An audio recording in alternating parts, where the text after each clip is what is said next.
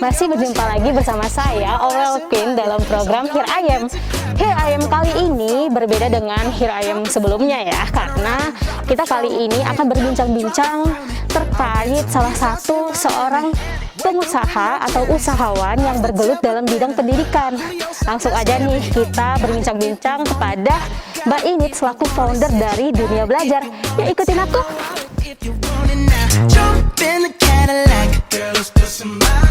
Hai Mbak Init, lagi apa Mbak?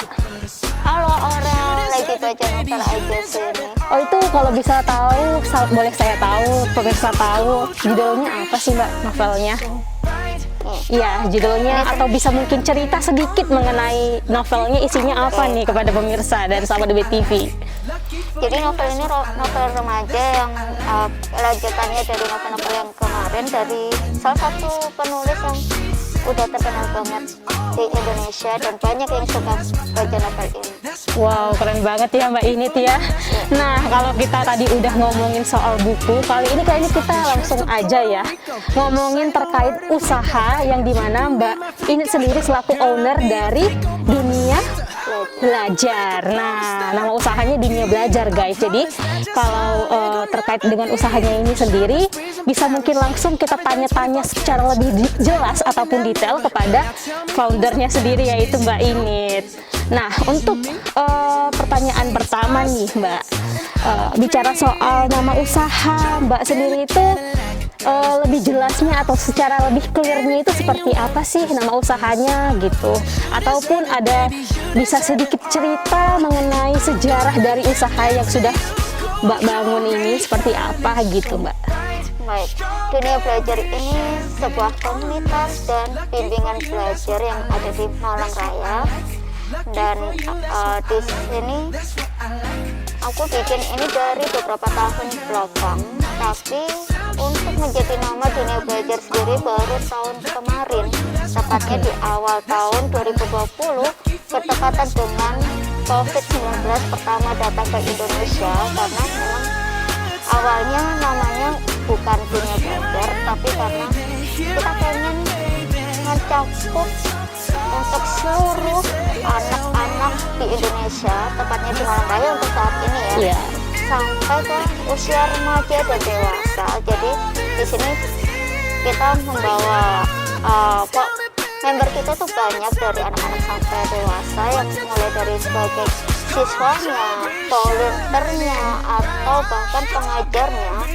Itu saat ini sudah banyak sekali. Aku sendiri nggak tahu jumlahnya berapa karena ada timnya sendiri yang bisa mengurus di dalamnya gitu.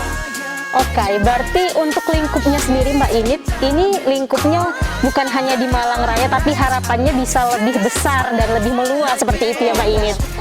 Oke, berarti kalau secara pertama kali idenya untuk membangun usaha ini seperti apa sih Mbak? Maksudnya mulai kapan? Terus kenapa ada niat untuk membangun ini? Gitu, tujuannya seperti apa? Bisa mungkin dijelaskan kepada sahabat DBTV gitu. Mungkin karena passion aku secara personal dari kecil itu memang suka di dunia pendidikan, tapi aku sendiri bukan tipe orang yang memiliki background pendidikan di akademik yang cukup bagus. Tapi aku pengen bisa gitu. Terus aku merasa kayak kok belum ada yang menaungi anak-anak yang pengen belajar tapi belum punya tempat untuk belajar dengan baik gitu ya. Terus akhirnya dari beberapa tahun belakang, di tengah kesibukan, bahkan di tengah kesenggangan waktu, akhirnya mikir, oh lebih baik kayaknya aku yang bikin gini kok. Kalau emang aku merasa kayak belum ada di Malang Raya khususnya ya, kenapa nggak aku bikin aja sendiri, biar aku juga tetap bisa berada di dunia pendidikan gitu. Karena kan sekarang udah kerja nih background aku, akhirnya daripada cuma kerja ya kenapa nggak belajar juga untuk anak-anak juga gitu. Belajarnya kenapa nggak bareng mereka, kenapa harus sendiri, sama mereka aja deh biar lebih seru aja gitu awalnya. Terus akhirnya sekarang lebih profesional lagi, jadilah bimbingan belajar, tapi aku tetap mengusahakan ada komunitasnya di Dunia Belajar. Jadi gak cuma bimbel gitu, kita ada komunitasnya juga. Oke, nah biasanya kan betul sekali seperti yang Mbak katakan, biasanya kan kalau kita tahu bimbingan belajar itu hanya dibangun oleh personal nih. Sebenarnya keinginan apa sih yang melatar belakangi Mbak? Kenapa harus komunitas nih gitu Mbak, yang untuk membangun usaha Mbak ini gitu? Kalau yang difokuskan kita semua mata pelajaran untuk anak-anak sekolah. Kalau untuk teman-teman yang kuliah mungkin mereka mengalami kendala ketika di kelas. Jadi mata kuliahnya apa kita bantu, khususnya di mata kuliah seperti bahasa Inggris itu biasanya untuk mahasiswa yang dia backgroundnya bukan dari jurusan bahasa Inggris atau bahasa asing, mereka butuh bahasa Inggris biasanya kan kayak untuk tes TOEFL atau yang lain itu juga. Terus matematika juga dibutuhkan, termasuk nih khususnya untuk teman-teman kita yang mau ikut TNI biasanya itu kan ada tes ya. Nah di situ ternyata teman-teman butuh kehadiran dunia belajar. Biasanya itu mereka les matematika untuk tes TNI atau tes yang lain. Termasuk salah satunya yang selalu booming setiap tahunnya itu CPNS kayak gitu. Kita membantu mereka secara privat. Tapi juga kita ada les kelas atau kelompok. Cuma untuk saat ini memang pasarnya lebih banyak yang suka di privat, karena kalau privat itu selain karena face to face itu lebih efektif, karena dengan privat itu guru dan anak yang diajari itu tadi itu lebih fokus lagi untuk mengenal kemampuan siswanya seperti itu. Oke, baik nih sahabat UB TV, rasanya kayaknya kurang masih ya bincang-bincang terkait dunia belajar bersama Mbak Init. Nah, untuk kelanjutannya kita masih stay terus ya Mbak. Aku masih banyak banget pertanyaan untuk Mbak Init dan masih stay tune, tetap di Here I Am.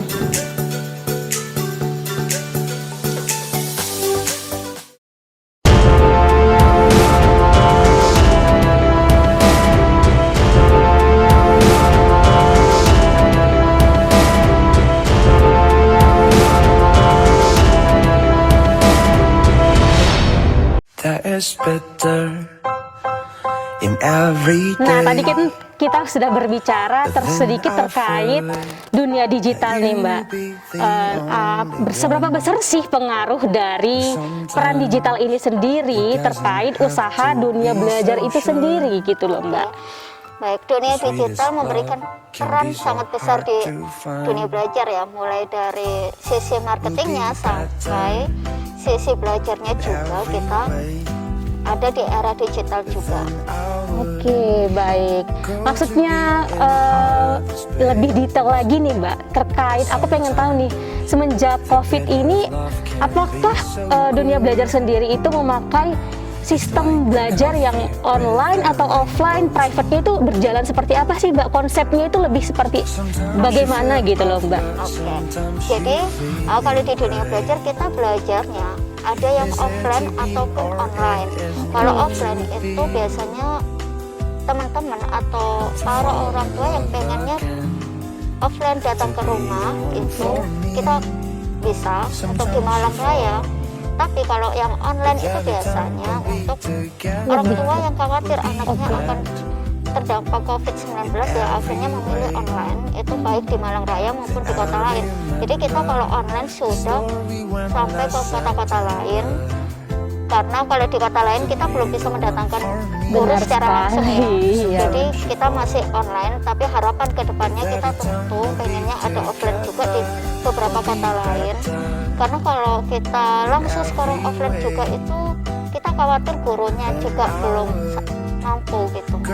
Oke, untuk inovasinya sendiri nih Mbak, apakah ada inovasi yang diberlakukan dari usaha dunia belajar ini sendiri, apalagi sekarang di tengah pandemi COVID-19 seperti itu? Kalau untuk inovasinya kita cukup besar sebenarnya ya, mulai dari pemilihan guru kita pasti sangat ketat sekali untuk pemilihan gurunya. Itu sudah ada yang menghandle yaitu HRD dari dunia belajar, itu memilih guru dengan cara interview, micro teaching. Nah kalau micro teaching ini apa sih? Micro teaching itu praktek mengajar itu, dan juga briefing. Briefing ini artinya kita fokus menjelaskan sistem dunia belajar dan juga memberikan pelatihan secara personal kepada setiap guru agar mereka bisa mengajar dengan profesional. Lalu kita menjelaskan ke orang tua, kita terbuka kepada orang tua, kita ada interview ibu, ada ini itu, kita cantumkan di brosur.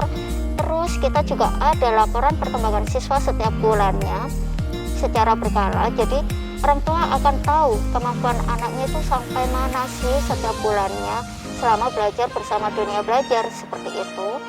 Lalu jika ada masalah, kita juga sangat terbuka untuk menerima komplain dari orang tua, baik kepada admin, ARD, bahkan kepada pengajar. Tapi usually nih biasanya ya, itu orang tua bisa diskusi bersama dengan pengajar secara langsung ketika belajar ya. Jadi kayak mungkin setelah belajar bersama, ketika datang ke rumah, orang tua akan berdiskusi sebentar dengan tutornya atau pengajarnya, seperti itu. Diskusi terkait perkembangan anak, atau mungkin diskusi tentang media, bahkan pendidikan gitu. Dan kita dalam satu tim itu, kita kan banyak ya, kita juga ada diskusi di luar belajar. Jadi kita diskusi kayak bagaimana sih menghadapi anak yang hiperaktif atau yang lain. Kita juga ada upgrading setiap semesternya, upgrading tim Dunia Belajar. Jadi kita selain untuk mengenal setiap guru di tim Dunia Belajar, kita juga menambah skill mengajar kita. Itu kita berikan di media sosial kita. Jadi kita sampaikan kepada wali siswa bahwa oh begini loh kami. Akhirnya mereka lebih percaya dengan kita gitu. Seperti itu. Berarti inovasi yang ditawarkan dari Dunia Belajar ini sendiri bukan hanya terkait untuk internalnya saja dalam komunitas pengajarnya, tapi juga kepada masyarakatnya ataupun yang mengakses Dunia Belajar ini sendiri, begitu ya Mbak ya. Oke, untuk selanjutnya nih Mbak, pengen tahu nih aku soal sebenarnya apakah Dunia Belajar ini sendiri dari yang sudah Mbak jalankan gitu, melihat perkembangannya sampai saat ini, apakah Mbak cukup puas atau masih ada hal-hal yang lain yang ingin Mbak capai gitu selaku founder ya? Apa sih harapannya untuk Dunia Belajar ini sendiri gitu? Oke, kalau untuk saat ini kita perkembangannya sangat bagus sekali, bahkan jauh lebih bagus dari ekspektasiku dari tahun kemarin ya sebenarnya. Tapi tetap aja karena dengan perkembangannya yang pesat seperti ini, rapid growth yang ada di Dunia Belajar ini, aku pengennya ke depan itu prospeknya kita bisa lebih profesional, ada kelas online itu lebih ke kayak memberikan kursus. Jadi kalau kursus itu bukan les, tapi memberikan materi baru kepada siswa-siswa kayak gitu. Lalu juga pengennya bisa sampai ke kota-kota lain yang ada di Indonesia. Kalau bisa sih Jawa dulu, baru kalau Jawa sudah bisa kita capai, baru ke pulau yang lain. Oke, selaku founder nih Mbak, apakah ada hal yang mungkin yang menjadi hambatan sewaktu Mbak menjalankan usaha dari Dunia Belajar ini sendiri, atau pernah nggak sih Mbak mengalami hal tersulit gitu loh? Kayaknya aduh kok susah ya menjalankan, maksudnya kayak hambatan seperti itu dalam menjalankan usaha Dunia Belajar ini sendiri. Mungkin bisa share ke sahabat UB TV gitu ya. Sampai saat ini pasti ada kesulitan yang terjadi, tapi itu suatu tantangan buat aku ya. Ini kesulitan yang aku alami itu seperti ini kan kita Dunia Belajar itu memberikan jasa ya, bukan produk yang ada bentuknya terlihat, oh ini bentuknya kotak bagus atau ada lecetnya. Nah ini masalahnya kita memberikan jasa dari pengajar. Nah pengajar ini kan kita harus tahu benar-benar kualitasnya. Kadang itu aku ngalamin yang namanya miss, ternyata pengajarnya kurang profesional, atau bahkan dari wali siswa yang komplainnya banyak sekali. Padahal kita udah mencoba memberikan yang terbaik. Kita berusaha untuk terus memperbaiki itu, termasuk sistemnya. Sampai saat ini kita perbaiki terus menerus. Oke, masih banyak sih Mbak lagi ya yang aku pengen tahu. Kalau tadi ini kan seputar pertama, tadi di segmen pertama aku lebih menanyakan dasar-dasar dari Mbak menjalankan usaha Dunia Belajar sendiri. Terus yang kedua mulai lebih dalam lagi nih mengenai Mbak bagaimana sih pengalaman Mbak sendiri dalam menjalankan usaha dunia belajar ini sendiri. Dan segmen 3 nanti kita lebih banyak cerita lagi nih terkait usaha dunia belajar. Jadi tetap stay tune.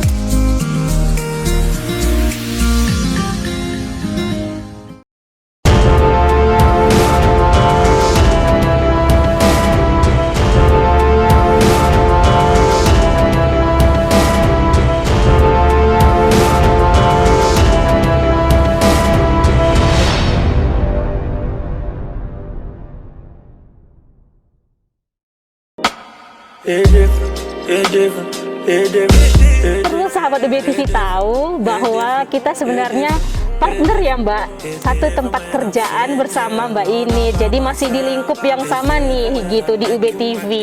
Tapi beliau ini memiliki fokus ataupun lebih aware kepada dunia pendidikan sehingga bisa menjalankan usaha dunia belajar. Keren banget gak sih sahabat UBTV? Nah, langsung aja nih kita masuk bincang-bincang lagi nih bersama Mbak Init terkait soal pengalaman unik dari Mbak Init jalani selama menjadi founder dunia belajar. Itu seperti apa sih Mbak? Bisa mungkin cerita kepada sahabat UBTV nih di rumah. Kalau pengalaman unik itu bisa ketemu dengan orang-orang yang juga aware sama pendidikan, tapi mereka belum punya tempat untuk berdiskusi. Khususnya untuk para pengajar ya, pengajar di Malang Raya itu bagus-bagus banget. Itu mulai dari mahasiswa kan kita bisa jadi pengajar ya, pengajar part time. Nah mereka itu aware banget sama pendidikan, mulai mendiskusikan tentang kurikulum yang ada di Indonesia sampai tentang sistem pendidikan yang baik untuk Indonesia itu seperti apa sih, dan itu masih menjadi diskusi sampai sekarang karena Indonesia itu sangat luas sekali kan ya, beragam juga sukunya. Jadi kita masih bingung sistemnya bagus untuk Indonesia itu apa sih kayak gitu.